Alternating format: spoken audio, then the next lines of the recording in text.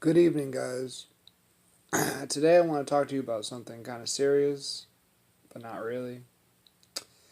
Should I get into a fight with somebody that you're more than 50% certain that you can get beat up by? Somebody that's bigger than you, meaner than you, more intimidating than you. Like, should you just get into a fight with a random guy that's challenging you and wants to get into a fight with you?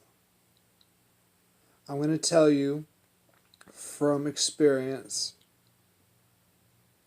that about 7 times out of 10,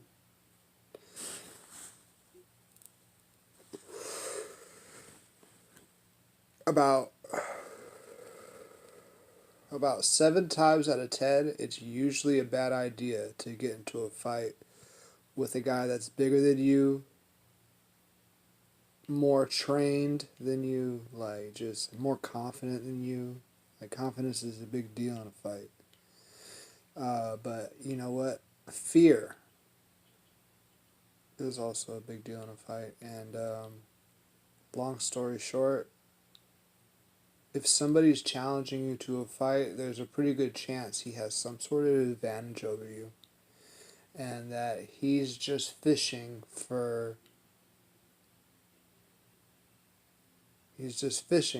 some reason to beat your ass. Um, the only reason that I would suggest that you fight and defend yourself is if he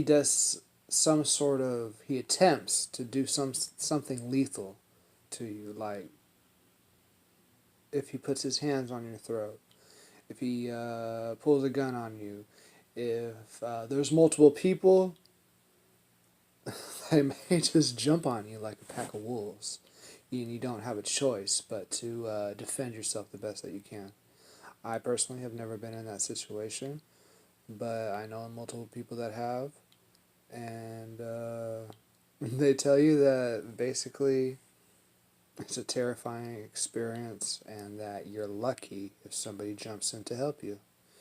So I would highly suggest that if some big black guy is like fucking like cornering you in a bathroom, or if some fucking big gorilla motherfucker on steroids wants to beat your ass for some strange reason, I would suggest submitting, because a lot of bullies, let me tell you this, a lot of bullies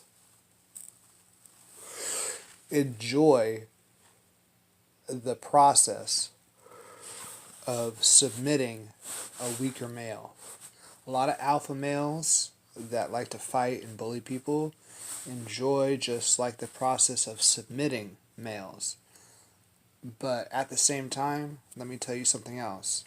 Some of these so-called big juice head steroid taking guys, not necessarily African Americans or blacks, but just like big guys enjoy like punking people, but they don't really like fighting in public.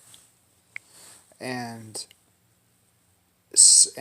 that 30% of the time that you feel like that you're trained enough, or you're bold enough, or you're drunk enough to fight this scary guy that's trying to fight you, then go for it and do everything you can to stop the situation as violently and as quickly as possible.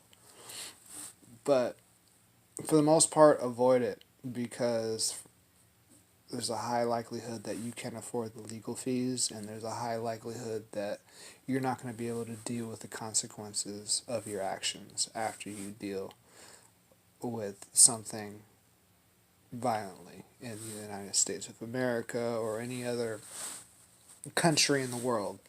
Like, you get caught doing something violent in the United States of America, and you could get executed for it.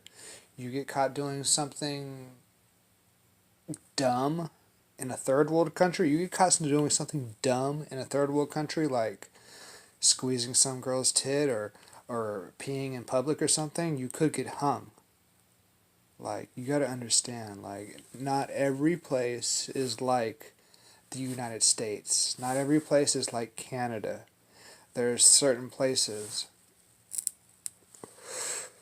There are certain places in the world, like Indonesia, like Mexico, like Colombia, like Brazil, like parts of Africa, where you can get executed for doing something as innocent as having gay sex.